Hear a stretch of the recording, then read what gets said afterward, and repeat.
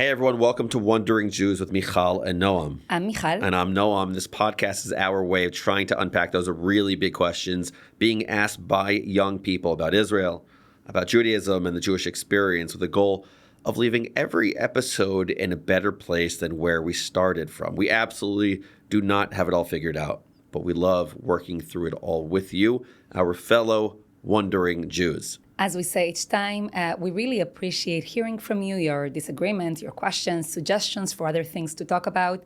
So please, if you have any questions, comments, or feedback, just email us at wonderingjews@unpacked.media.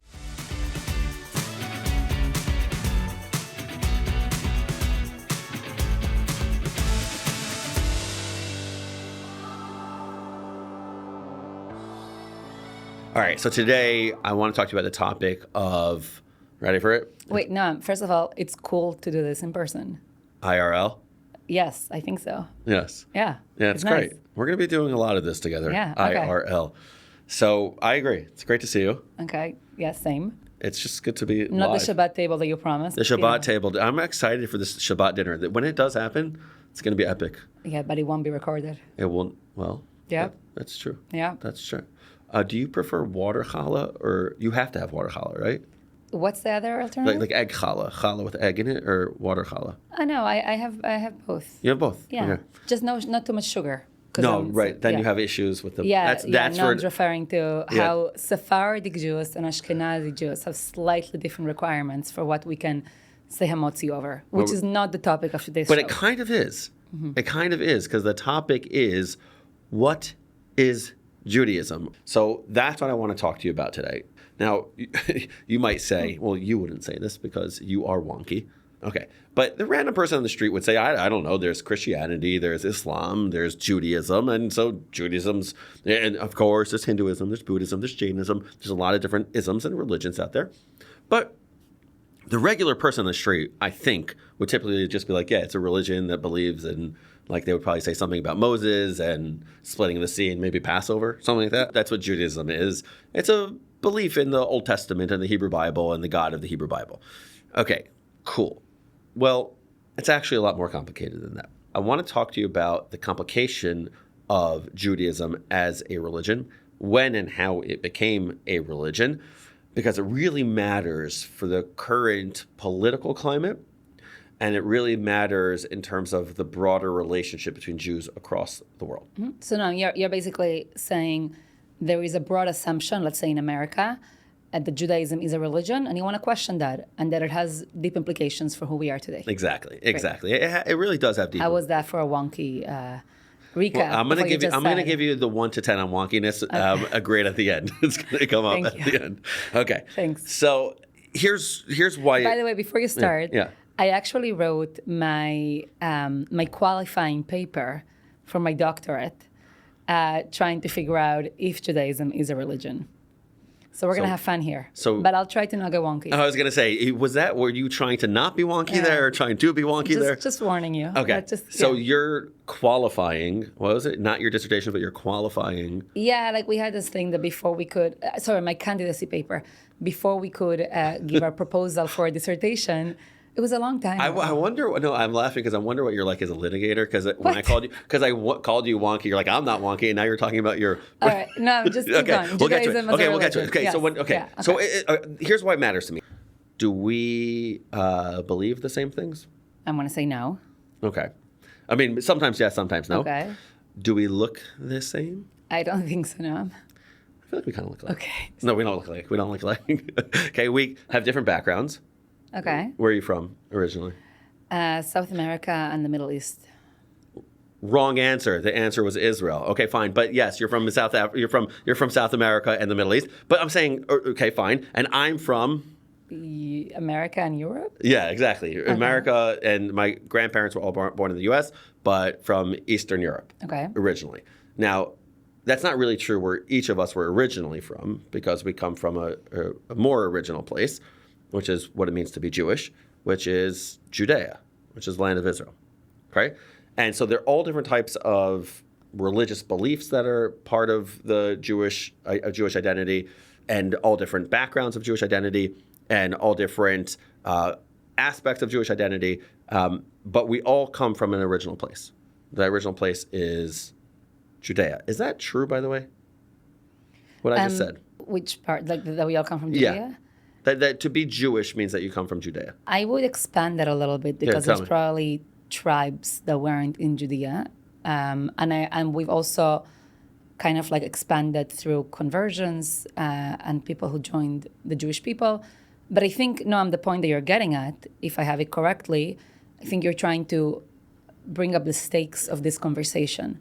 Why does it matter whether Judaism is a religion? Where one of the reasons is at a time of rising anti-Semitism, we have to understand what it means to be Jewish, or the many things that it means to be Jewish, partially in order to understand anti-Semitism and how to, counter it at this moment. Yes, that is a huge part of it. I want to read to you a quote from a rabbi, if I may, a rabbi by the name of Adin Steinsaltz. He says, who is a great scholar, prolific author, student of the Lubavitcher Rebbe, and he says, the Bible calls the Jews the house of Israel or the house of Jacob, meaning that the Jews are principally a family. This family began as the small group of the offspring of Abraham. With natural increase, they became a clan and then a tribe and ultimately a nation. But in spite of its extraordinary proliferation, this tribe, and eventually the nation, remained what they had always been, a single family. The Jews are thus the people who belong to this family of old, the house of Israel. I love that quote. I'm going to steal it from you for the future. I will get it for you. No problem. Yeah, I feel like I've been saying this, I've been feeling this so much in the last 2 years, both intellectually and also really emotionally, in a very primal level. When I've had to explain what it means to be a Jew, the best definition I've been able to give is to be a member of a family. Yeah. Yeah. So that framing of member of a family, because I do that also. I say we're not a race, like Hitler said we're a race. I heard someone on I really can't stand when we do this. I saw this on, I don't know, some news channel where a pro-Israel advocate was explaining how Jews are a race. And I'm like, what? Yeah. Why? And by the way, some of these people get out there and they're influencers, and it's dangerous because they talk about things that they know not. Yes, Noam should be the only influencer. You should be the influencer. Kidding. Keep going. It's you. All okay? right, thanks, But is Judaism a race? No, we are a multi-ethnic, multiracial people that transcends race. Okay. And why would we say that Judaism is not a religion? Because the obvious thing is to say Judaism is a religion. Like you and I both say Judaism is a family. And I always wonder, do people hear that as like me being cutesy? You know what I mean? Like, does it come off as like we're a family? Well, I don't know what people think when you say that, Noam. But does you know that what? Why sound... don't we take a step back? Okay. Why don't we unpack a little bit? When we say, is Judaism a religion? I think we need to define not just Judaism, but we need to define what religion is. Okay, what's a religion? So, maybe I'll speak more biographically. I'll explain why I wrote my candidacy paper on this. I know for me, a lot of my thinking around this was shaped by my personal experience. That I grew up, as you know, in a Middle Eastern Sephardic family. And then when I moved to the States, I spent most of my time in a Persian Jewish community. So I was very, very much influenced by these experiences in the way that I thought about what it means to be Jewish. And then when I started going to more, I'm going to use sloppy terms, like more Western liberal environments, and started seeing the way that Judaism was presented there, I started feeling like, wow, there is a disconnect between the way that I grew up Jewishly and what I'm feeling here. So let me give you some examples. Yeah. So one thing that I noticed is that, again, I'm using this term sloppily, like in Western liberal environments, the focus around Judaism and religion is around faith. It's about belief. When you started talking, Noam, about like Judaism as a religion, what the random person in the street would think, you were using most of the term of belief. Jews believe this, Jews believe that, they have the following faith. So one big aspect of religion, and I am following the scholars here who think religion was really molded in a Christian environment. So one major aspect to it is the primacy of faith. Faith is so important in Christianity. Grace is achieved through faith. Salvation, right? Through Salvation faith is achieved through faith. Yeah. Spiritual kinship comes through faith. Like the faith is major, major, major. Another aspect would be that there is, and I'm not using the perfect terms here, but there is an assumption that there is a distinction between the political public realm. Am I saying realm right? Yeah, perfectly. Political public realm and the private individual realm. So you can be a religious person in your church, in your synagogue, in your mosque, in your home. And then when you come into the public, I would say political realm, right, you are able to come in without the same assumptions that you have in your private realm. So a distinction between the private and the public, between the political and the religious, is very much the way that I understand it, part of the way we think about religion in the West. Could you explain the public-private thing a little bit more?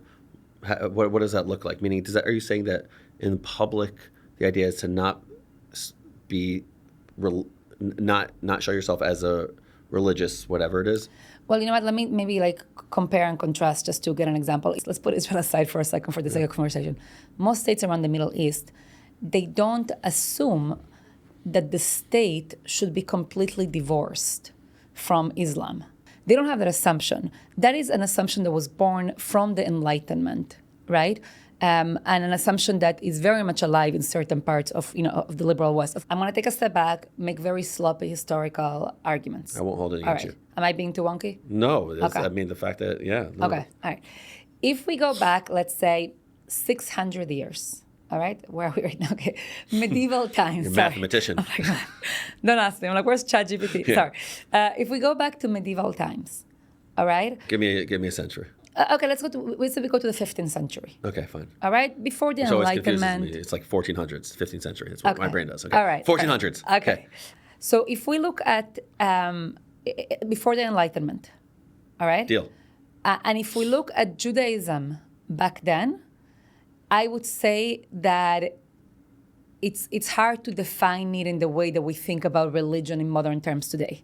How do we think of religion in modern terms? Well, I'm going to get there. You're going to get there. You're going to get there. Okay. Well, I just okay. said Yeah, keep going. Keep going. I'm with you. I'm with you. The primacy of faith, okay, Yes. and the distinction between the public and the private. Okay. Okay. Yeah. Okay. Yeah. Okay. Keep going. Keep going. Okay. The argument that I want to make, or that I want us to explore, is that there were things that happened in the world and inside the Jewish people that meant that in some ways Judaism did become a religion in the spirit that we're describing right now, right? In some ways it resisted it. And there's a lot of reasons to understand why so many people assume it's a religion. Yeah? Yeah. Keep going. Yeah, was that okay? I want to hear it. So I'll go to the first part. If we look at Western Europe and we think about emancipation and enlightenment and like all this massive... And this is now 19th century, 1800s. Yes. Like political, philosophical trends that transformed society and transformed the Jewish polity, right? So some of the transformation was actually a belief that you could have citizenship that is separate from religion. So until then, Christians were the majority in a country and Jews were like, a little bit separate. And now, again, I'm simplifying, with emancipation, they are told, you know what, you can become part of this country. But part of the trade-off is your Judaism, and I'm not saying they said this, I'm translating it, your Judaism needs to become a religion, which means you are Jewish at home. That's where you have your belief That's system. what you meant. Okay, got it. Right? Yeah, I understand. But when you come to the public sphere, you're a Frenchman. German. Yeah, you're a Frenchman, a woman. You're German, yeah. Yes. Okay, so that's exactly what took place in the French Sanhedrin in the first couple decades of the 19th century. This is a fascinating story. Can we tell it? Yeah. So in 1807 in Paris, Napoleon Bonaparte convened a Jewish Sanhedrin, this great court that traditionally can make like big legislative proclamations and decisions on behalf of the Jewish people. And part of what this group of scholars and rabbis were basically debating in the shadow of emancipation and enlightenment is, what does it mean to be a Jew at a time in which you can, for the first time, become a citizen of a state?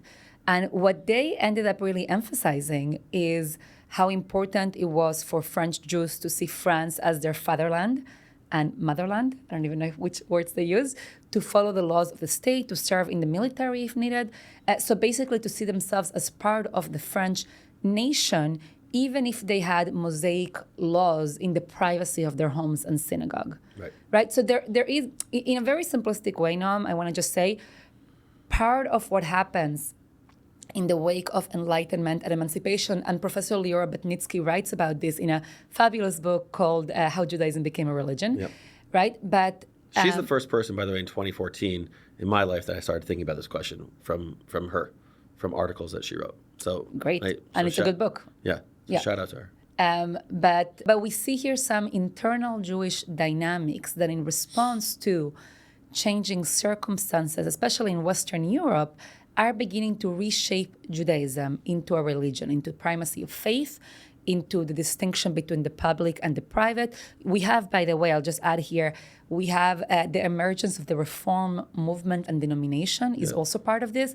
And again, I'm saying this. And that's more in Germany at this point. Yeah, I'm saying Western Europe. Yeah. So Eastern Europe is a little bit different, but in Germany, the reform movement basically they affirm the importance of Mosaic ethics, right, and values, but they reject Mosaic law as obligatory, partially, again, using our language, not theirs, being a little bit anachronistic, because they are fashioning Judaism into a religion that can fit comfortably into their environments where they're at right now. Right, and 80 years later in the United States, in their famous 1885 platform, the reform movement takes out all aspects of nationalism altogether.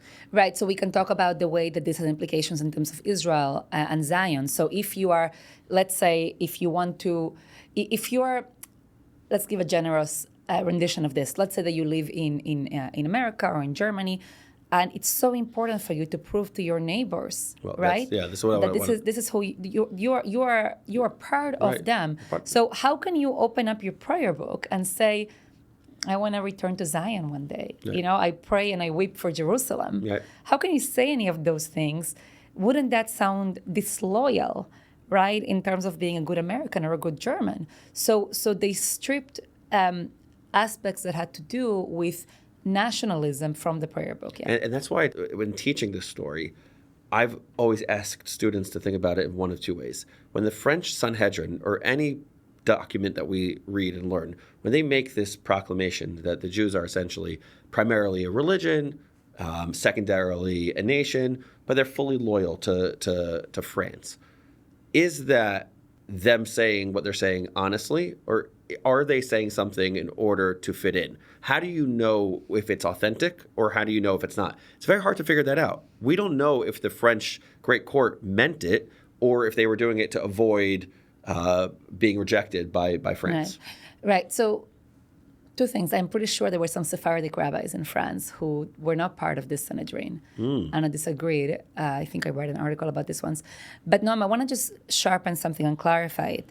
When I say that I don't agree that Judaism is fully a religion, I don't want to cast questions upon Jews who are loyal to other nations. You know what I'm saying? Like, I just want to make sure that it's clear here. Like, I'm not saying like they were actually disloyal to France. I'm not saying that. I think that they were being asked to prove their loyalty in ways that also asked them to erase part of their Judaism. Correct, and that and in my opinion, you could have had both. You could have said, I'm part of the Jewish people across time and space, and I am also absolutely loyal to France, and I have no question about it. So I want to just it's important for me to name that. Yeah, the Alter Rebbe, the first great rabbi of Chabad, at the beginning of the 19th century, he made an argument that it's better to be not emancipated, living under the Russian Tsar, and be fully Jewish, the way it should be done authentically, genuinely, than to be emancipated in France and to have your Judaism, or in Germany, and have your Judaism kind of not public but private. And by the way, a couple hundred years later,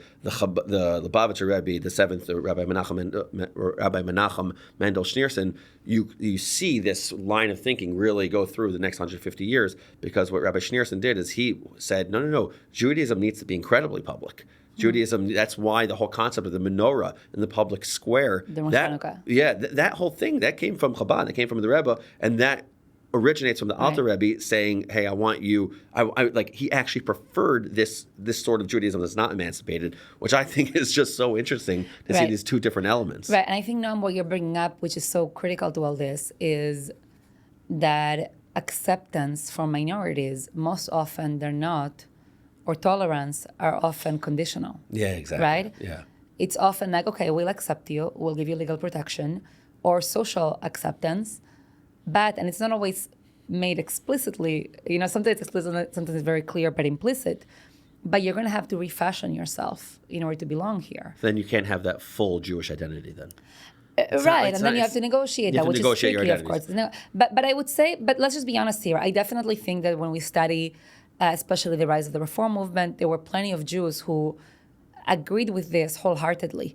They believed that part of emancipation and enlightenment was also to emancipate Judaism from something that they thought was obscure and primitive. Right, it's archaic. And that they archaic, and that part of what they were doing is making it, in their opinion, something more modern and advanced. Right. In some ways, liberating. In some ways, liberating Judaism from itself. Exactly. And there, of course, you had all of this disagreements, like inside of the Jewish people. How do we respond to this? But let me go back to some more modern times, or forward to more modern times. Wait, before we do that, I want to talk about faith for a second, and then could we go to modern times? Yeah. I want, because there's an aspect of the faith question that I've been thinking in my head that I want to challenge you on. Okay. Or I don't know if challenge is the right word, but challenge me. Go for it. But let's say I make the argument that Judaism is not a race. Judaism's not a religion. It's not merely a culture. It is a people. It is a family that has a religion. Okay, to quote Rabbi Dean Steinsaltz. But let's talk about Judaism as a faith, even prior to the Emancipation, even prior to the Enlightenment. I'm going to say different aspects throughout history. When you were talking, I was thinking there is a line. We say that Christianity is more about faith than Judaism is. But there's a line in the Hebrew Bible that says, "Tzadik be'emunato yichyeh," that the righteous person, according to his emunah, according to his faithfulness, belief, will live. That this is an idea from the prophets, that faith is actually what guides the righteous person. Fast forward a long time right now, I'm just going through what's in my head. You have Maimonides writing, who lived from 1138 to 1204, and he's speaking about these 13 principles of faith, that faith matters, and he lays it all out, and through 13 principles that were debated from each of those principles are debated by another great rabbi as part of the Jewish experience, but 13 principles of faith. Right? So you have that clearly as part of Judaism. That person on the street that we're talking about at the outset, it wouldn't be outlandish for them to say, yeah, Judaism is a religion that believes certain things, and that belief and faithfulness really matters. Not just from the Emancipation, but always. And throughout Judaism, in the Ten Commandments, you have the first statement, which is either a statement or prerequisite to the Ten Commandments, depending on your perspective, that God, I am Hashem, your God, that took you out of Egypt. And you can't have other gods. You have to be faithful to me. You have to believe in me or have a deep relationship with me, depending on your perspective. Okay? So what would you say to those questions that I just raised about it being, like, I think I demonstrated in many ways that actually Judaism is a faith, and whether or not you, Jew, choose to believe in these things, well, that's, you can believe in that, but we have, I'm just thinking out loud, there's also the counter to what I'm saying. Well, let me do that. Okay, do the counter. My brain was going, that's what my brain does. It's like a dangerous game. I'm like, wait, no, that's not true. Well, let's first say, like, of course, there's truth in what you're saying, that faith and belief are extremely important in Judaism, and agreed that there is a covenant with God, and all of that is true. Let me put it in the following way. Faith or belief are not prerequisites for belonging in Judaism. They are not. That's what I mean by primacy. Okay? I don't believe, again, I'm not a Christian theologian, but I think I think most faithful Christians would have a hard time with somebody belonging to the church if that person rejects, let's say, Jesus, right? They would have a hard time with that. For us, for Jews, right, you can be an atheist Jew, you can be a secular Jew, you can have none of the 13 principles of faith that Maimonides so eloquently wrote about, and you will still be Jewish and still belong. What does that mean? It means that according to traditional Jewish law and non-traditional Jewish law, like according to all consensus mainstream opinions in Judaism, there is no faith prerequisite in order to belong. I am bound in covenant to somebody if they're part of this Jewish family, they were born to it or converted to it, right? And I will never ask them as a litmus test, what do you believe in, for me to feel bound to them. They are part of the family. Right. So that's the primacy. Of course, then we can talk about faith. What you're saying, though, Mijal, is a Talmudic idea. And the Talmudic idea is Yisrael afa pisha chata Yisraelhu, that a Jew, even if he or she goes through to a different direction, errs or sins, depending on how you translate the word chata, a Jew that goes in a different direction, that strays, is a Jew. It doesn't matter. It doesn't matter. Yeah, I would say it's not just Talmudic. I would say it's biblical. I would say like in the Bible, like Genesis, Exodus, right? Before we have Sinai, we have a family.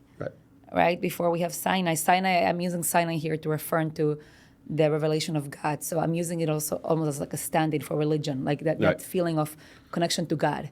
Before that, you have a people, right? You have a family, you have a tribe, you have a clan. And then during the prophets, the Jewish people are constantly worshiping idols, which is one of the three cardinal sins of Judaism. Yeah. And that is an indication that their belief system has gone awry, and nevertheless, they are fully Jewish. Yeah, in some ways, it's almost like we're stuck. Right. It's like tough luck. Right. You know what I mean? You stop believing, well... So we've said like kind of not the negative aspect, but like the Jewish people are bound to each other through what Rabbi Joseph Ber Soloveitchik called a shared fate, meaning that we have 3,000 years of, if the Holocaust is going to happen to one of us, it's going to happen to all of us. If the Inquisition is going to happen to one of us, it's going to happen to all of us. When they're going to kick the Jewish people out of the United Kingdom after 1144, William of Norwich, or Blois of 1171, it's not going to happen to one of you. It's going to happen to all of you.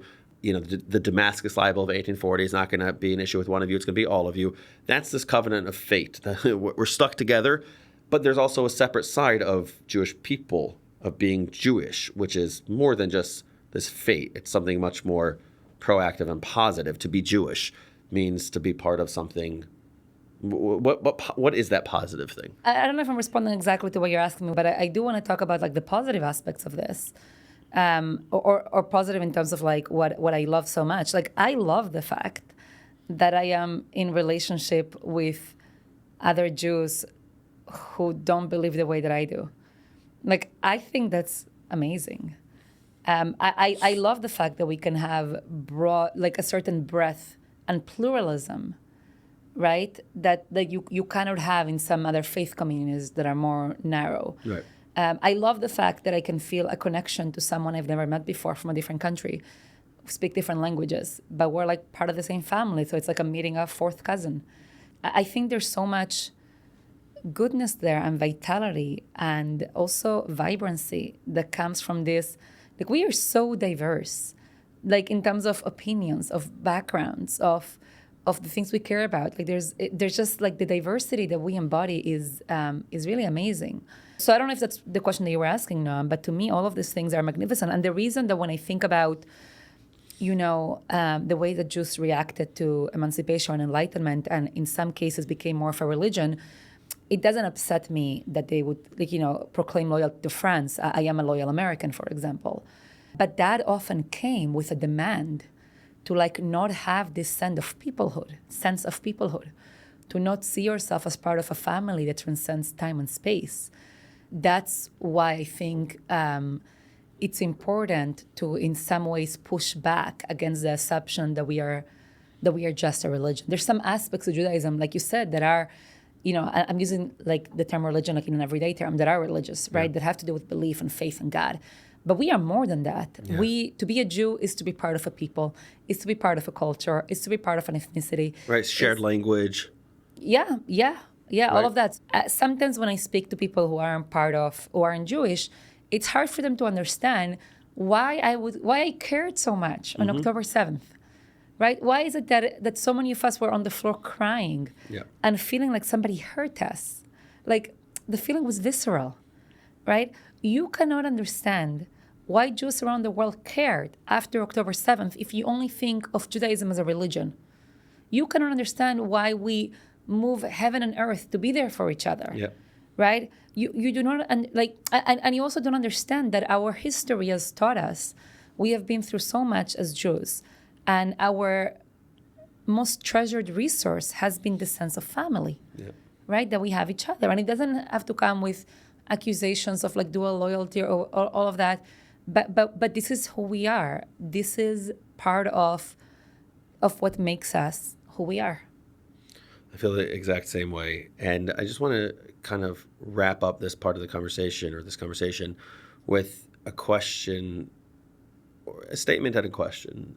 And I think one of the frustrations that I feel right now about this, who are you as a Jew, and having people almost come in on their white horse. They come in and they say, we're here for you, we're going to protect you, we're going to fight anti-Semitism, and then you say, okay, that's amazing. Like you're going to allow Jewish people. When I think of fighting anti-Semitism it means that you allow Judaism and Jews to have full self-expression.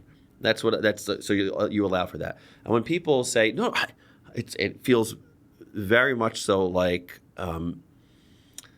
people are just being dishonest when they say, I'm going to fight anti-Semitism, and you're like, amazing. And then they say, because all Jews should be able to practice their religion. All Jews should be able to have faith. All Jews should be able to be fully expressed as religious people, as faithful people. You're like, okay, great, that's awesome, except you're missing a whole other part of our identity, which is that we are a people, that we are a nation, that we're connected to a land, that we're connected to people that live thousands of miles away. And you don't mean that? You don't mean that that's what you're here to defend? Just to sharpen, are you saying that you find disingenuous or problematic expressions of solidarity and support that deny that for so many of us, a connection to Israel and to each other is part of Judaism? Yeah, like to deny that Israel being part of Jewish identity. And again, the word Zionism, we talk about that plenty, but it's not about that. It's that the Jewish land, the Jewish people, the Jewish language, it's part of us. And to not allow, and the Jewish state since 1948 is part of our identity, not every single person's identity, but many of us. And so to say I want to fight... Actually, most of us, according to surveys. Yeah, okay. Connection to Israel. But to say like I'm going to protect you and not that aspect is, to me, it's fully gaslighting. It's fully gaslighting. And it's also something that I think Jewish people should be thinking about. What does it mean to be connected?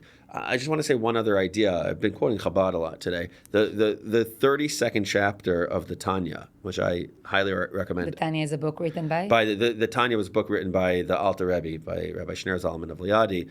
It talks about the reason it's always this, when I'm told, like, if you're going to study the Tanya, you start with the 32nd chapter. The 32nd chapter, which, by the way, 32 is Lev, Lamed Bet, it's heart. And the whole idea of this 32nd chapter is that the Jews are one soul, that we're all connected to each other. That's why you and I care about the Jews in the South who are at a music festival.